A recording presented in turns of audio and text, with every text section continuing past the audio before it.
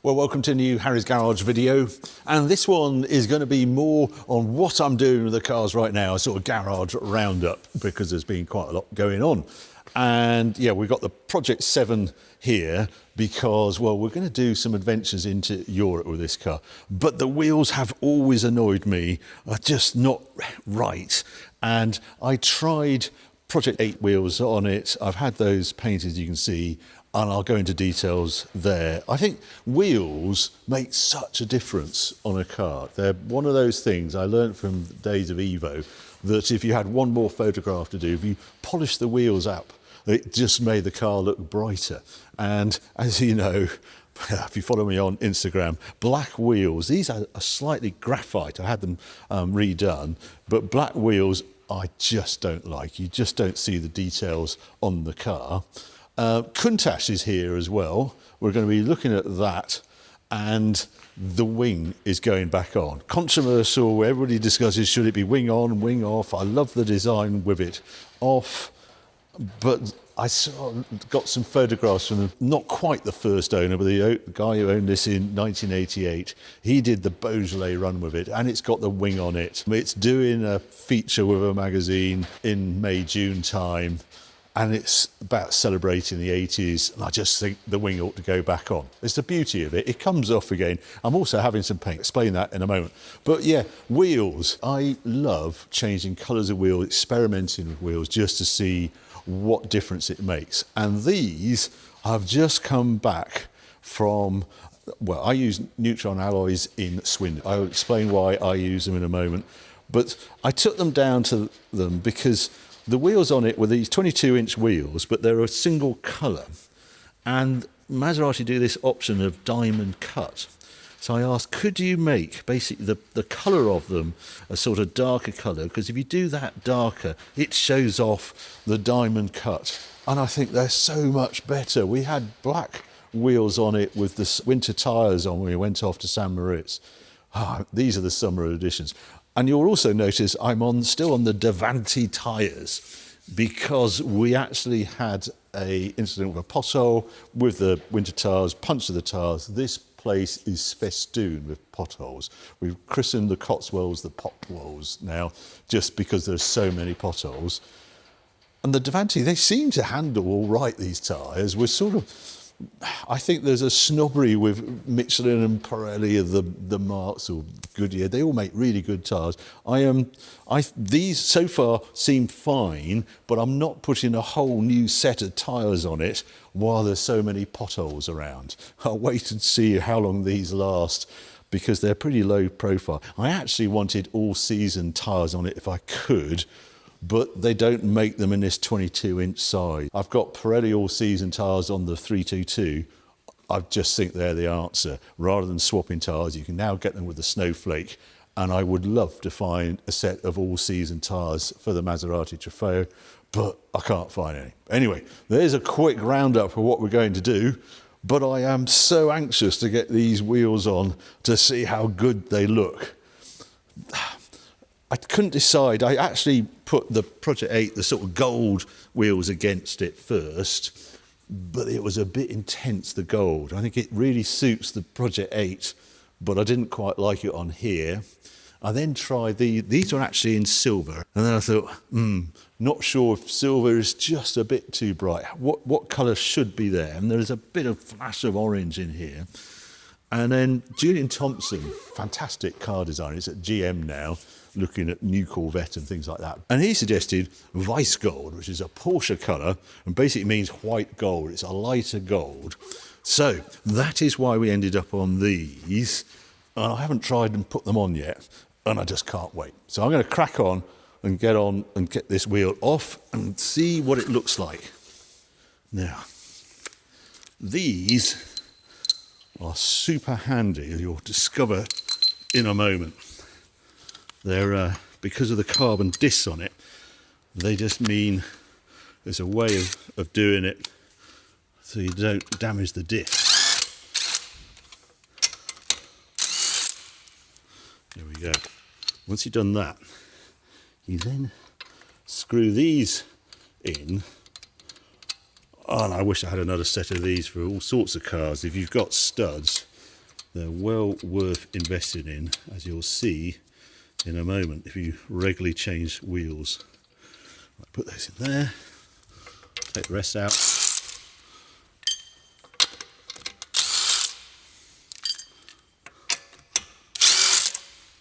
There you go. And those mean when I come to just take the wheel off, it actually just come out on those pegs, and there you go. Now, another little thing, the reason for changing these wheels, these are the heaviest wheels I know, and I have a scales here, so I'm just going to put the scales on, and I want to put it into kilos. There we go. Right, now that is connected. I'm just going to put this wheel on. Right, I'll put that on there.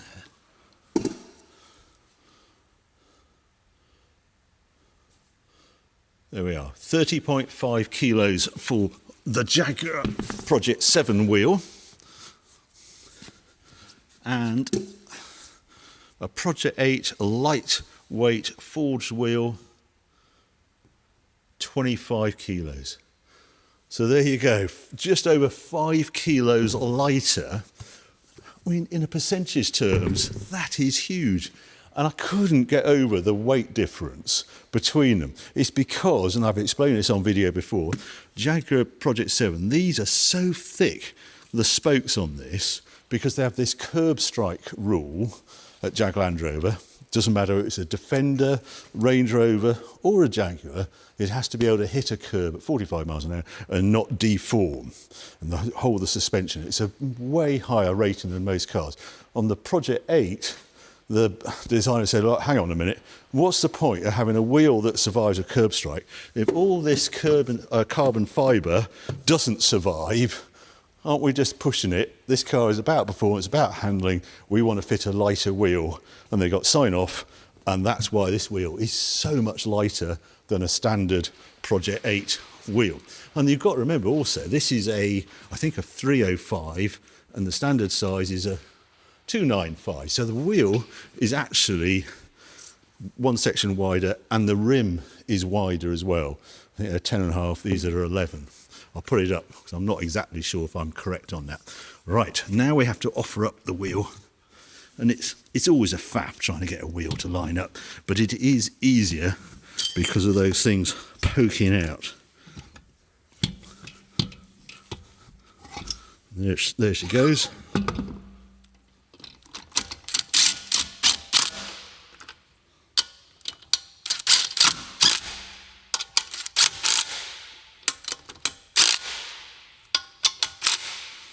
There we go.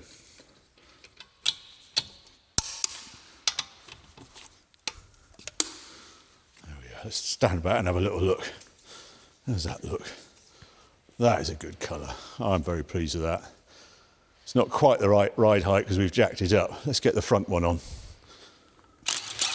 There is a slight issue with the front wheels because the Project 8 hit the caliper. It's extremely close, the wheel to caliper on the front on the Project 7. Let's take that off. So you'll see when I take this wheel off, slide it along those. I do love those. You will see there's a spacer there. And I'm just experimenting with what size spacer to fit, because I would like to have the smallest spacer possible so the geometry is exactly the same. This is a 5mm spacer. There you go. That sort of fits over there, and it just brings the wheel out. But I've actually got these. This is a 3mm spacer. I'm going to try and fit that. You have to remember to fit them the right way. There's a chamfered edge that side, just when you put them across. But, yeah, a normal spacer, the eye-back spacer, these are also spacers for one of these. I don't like these because they're heavy. This is very well engineered. But that basically goes on there, and you use these to bolt on the spacer to your wheel, and then your wheel then bolts on there, And the nuts from this spacer, if you look at a wheel, they fit in this space in between the lugs for the wheel. But I don't want to fit a great big spacer like that. I'm just going to do that little washer one. I'm also going to weigh this wheel. So here we go. What does a standard Project 7 wheel weigh? So, what should we say? 27. All right, 27 kilos for the fronts. What did I say? 5.5 kilo saving on the rears each wheel. 27 kilos. And now the Project 8 is, oh, it's gone to 23. So 4 kilos, 4.5 kilos. So 9, that's 10 kilos lighter aside. So changing wheels on a Project 7 to Project 8 wheels saves 20 kilos overall.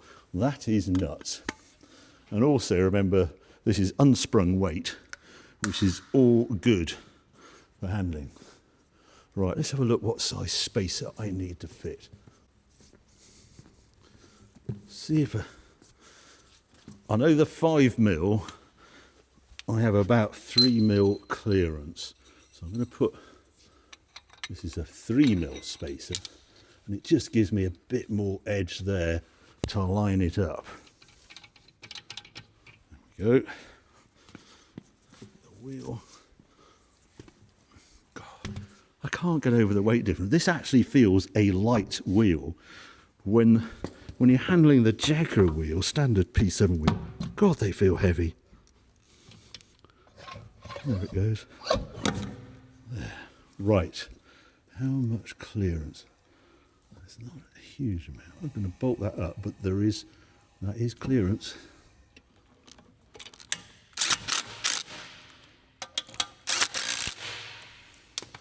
So how much clearance? That looks fine. It's just there. Is that too tight? I think that's fine. It's on that bottom lug there that is the closest to it. But I think that's pretty close to what a standard Project 7 clearance is. So we'll have a look at that. That is about 3mm clearance. So yeah, it just would skim it without that spacer, but 3 to 4mm as that wheel goes around.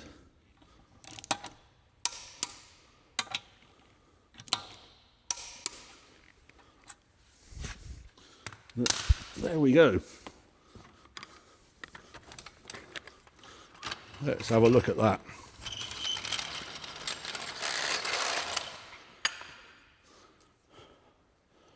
The new look Project 7.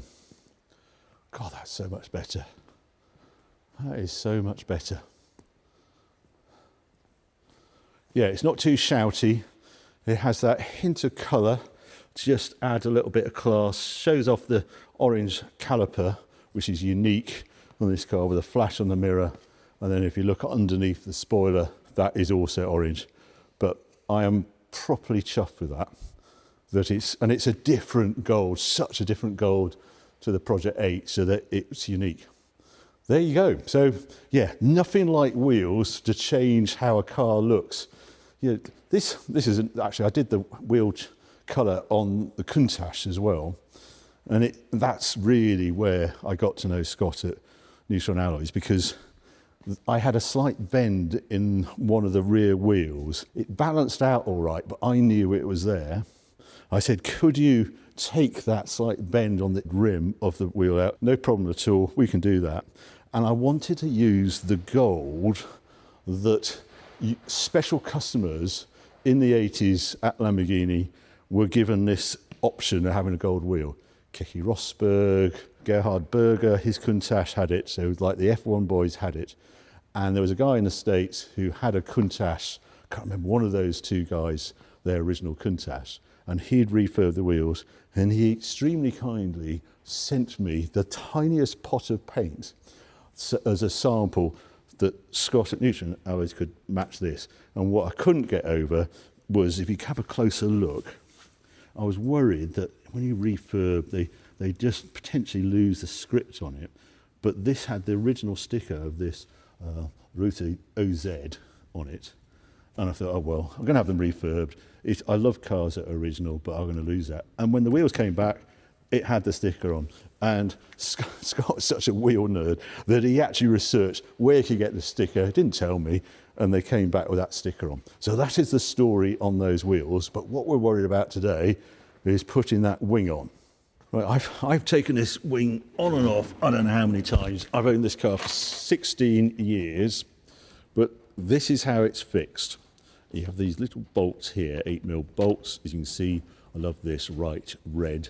And there is holes in the boot lid where these go. You take these covers off as well. These are sort of a bit of aluminium. You can see this left-hand one. That one doesn't have a hole on mine because it doesn't fit on the boot, but it's held on with those 7 others. And the reason I'm putting it back on is I'm having some paint work done on the Countach. It gets stone chips, this car, with those flipping great wheels. It is very prone to it. We do a lot of miles. I think we've done about 20,000 kilometres since the last time I just had a little bit of paint work done. And I want to get this wing done because the wings have this annoying habit. It looks terrible underneath, where it's an aluminium skin. And here it just collects water. You don't notice it because it's underneath the wing. You can just see some other bits on here. It looks not very nice. So I thought, do you know what? I'm going to put the wing back on, and then when it's in the paint shop later this year, well, they can paint that. The trouble I have is I have to drill the holes back in this boot lid. And one time I just covered it up, but then I thought the car was shown and things, and I thought I ought to do it properly. So I had them filled last time, and unfortunately they did a very good job. And I've got to try and spot where the holes are. I can see some, and I'm literally going to mark those now, just in reflections, the ones I can see. And then the others I'll mark up when I offer the wing up. But there is definitely a hole there, and there's a hole there. I see another one, I can see one there. I think there's one there. Oh dear. I can't see as many holes as I would like. I should have got them to do a less good a job. I thought I'd see it easier than this. And I'm not using a metal drill, I'm using a wood drill with a little point on it. So I know it will self-center on the filler. Here we go, what a fun and games. Right, so that filler, that's not metal, that was a good sign.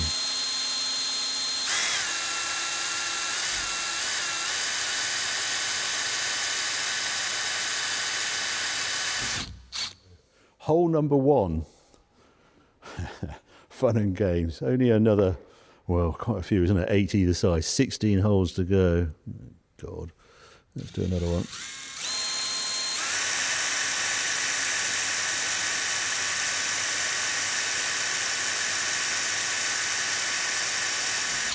Going to open those holes up now.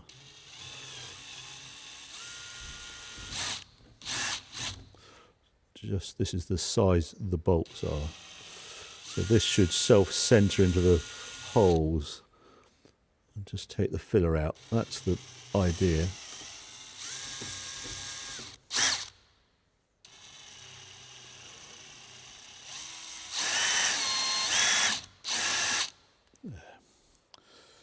Yeah, a little bit of filler damage, bound to happen. You've got to remember, this lid is going to get painted in a few months' time, and the covers will go over that. Right, I need to now attack that and just take these covers off here. These are bizarre little bits of alloy that cover the supports of the wings. I need to get those bolts out of there. Tiny little screws here. And you'll see in a moment how this all fits together. This chair works as a very good support. Right, Right, you take those off there, and these are stuck in the front, and they just need to come out of the front. And trying to get them to move, this is always tricky. They have to, their interference fit at the front here. It all makes sense in a moment. There we are. There's a bit, come on. There we go. There's one, and this one should just come straight off. And there you can see how the wing is bolted together, these riveted bits. Yeah, it's all a little bit, it's not exactly McLaren, it's Lamborghini in the 80s. No adjustment on this one. And then I'm going to take these out. This is all the original screws. And I can remember Valentino telling me the wings are actually put on in the car park at Lamborghini back in the day, because they were never homologated for production. There was no testing. It was just owners had seen cannonball runs and said, I want a wing just like that on my Countach. And that's how it ended up. The last thing a Countach needs is a wing on the back, because it's, if anything, it's front lift that's the problem on a Countach. The last thing you need is actually downforce at the rear. So they made the wing absolutely parallel to the air. So all it does is add drag. This is a story I've told many times. And so there's no downforce coming from this wing. It's just for show. It takes about sort of 10 miles an hour off the top speed as well. But my goodness, it's quite a show. What I've got to do is basically plonk this wing down on here. And I think that is the back. Let's have a look. There we go. And I need to, there's a hole there.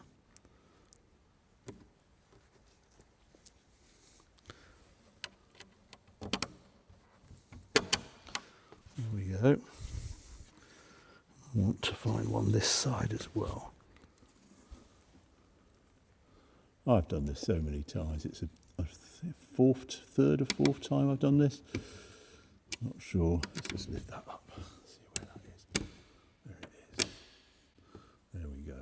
Right. I have those on. I want to now just prop that up like that. We're getting there. Don't need to put it fully on. I just want to find exactly where the holes are. That's all.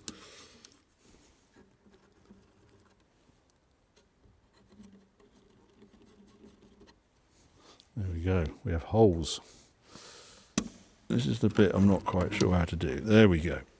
Right, we have a wing off again. And I now have to do those additional holes there. And the one that can't take a bolt is actually the inside one, so I've got to drill that outside. It's quite close to the outside though.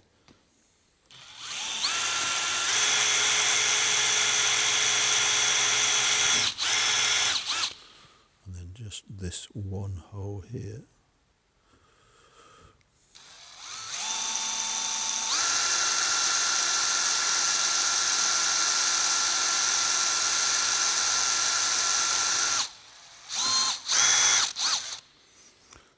So I'm going to put one screw in here, because I've only got two hands. Offer it up. I want that one to go in there. That is in there. And now I want to get the screw on this side lined up. Don't mind if it's this one or that one, which is easier. I think it's this one you can't see.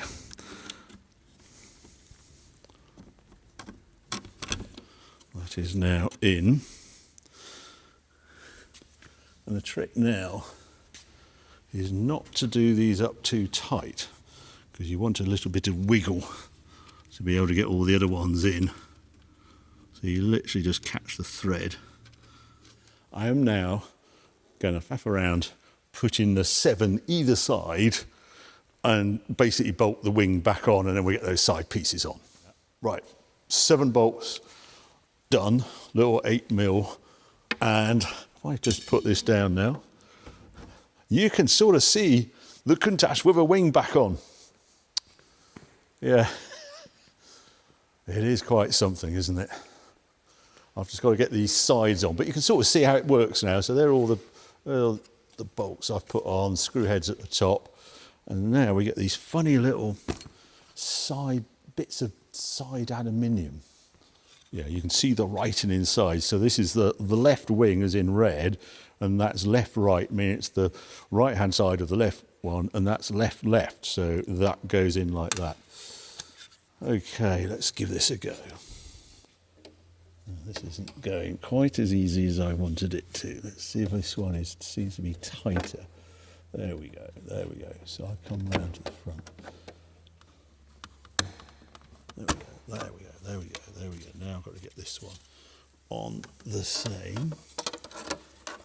You'll probably never look at a Countach wing in quite the same way if you've done this. And there it is, and there we go. Then you come around the back, and you want to wiggle this in, because I want those holes to line up there and there. So I pull that out, and that will just lift onto there now, this one.